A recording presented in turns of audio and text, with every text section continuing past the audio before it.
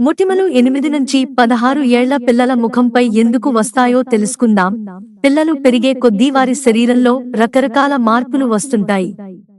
ముఖ్యంగా 8 నుంచి 16 సంవత్సరాల మధ్య వయస్సు ఉన్న పిల్లలు యుక్త వయస్సులోకి అడుగుపెడుతున్నప్పుడు వారి ముఖంపై మొటిమలు రావడం ప్రారంభిస్తాయి.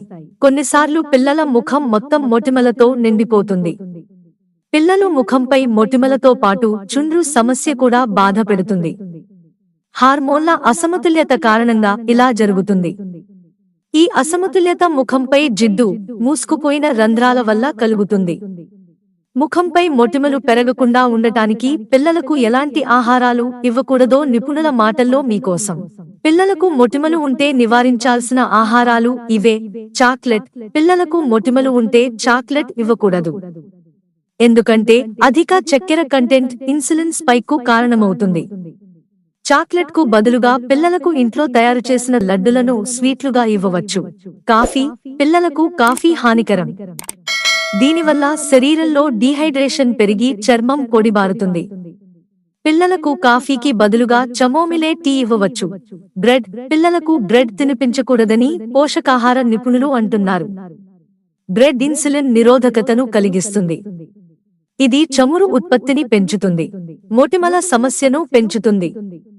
మీరు రాగి రోటీ లేదా అన్నం వడ్డించవచ్చు. బిస్కెట్లు. బిస్కెట్లలో శుద్ధి చేసిన కార్బోహైడ్రేట్లు ఉంటాయి.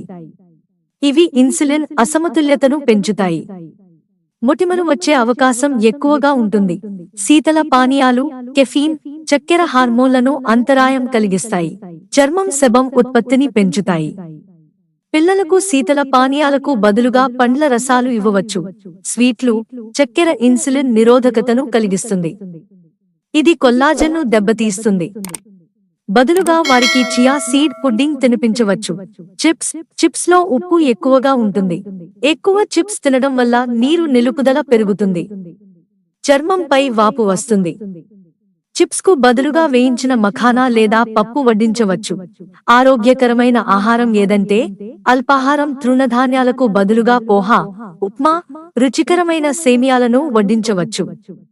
మార్కెట్ నుంచి చాక్లెట్లు తెచ్చే బదులు ఇంట్లో తయారు చేసిన స్వీట్లు, హల్వా, ఖీర్ లేదా పుడ్డింగ్ తినిపించవచ్చు. ఘనీభవించిన కూరగాయలకు బదులుగా తాజా కూరగాయలు, పండ్లను ఎక్కువగా తీసుకోవాలి. పిల్లలకు ప్యాక్ చేసిన స్నాక్స్ తినిపించే బదులు ఇంట్లో తయారు చేసిన భేల్పురీ తినిపించవచ్చు. మిత్రులారా, ఛానల్ సబ్స్క్రైబ్ చేసుకోవడం మర్చిపోకండి. ధన్యవాదాలు.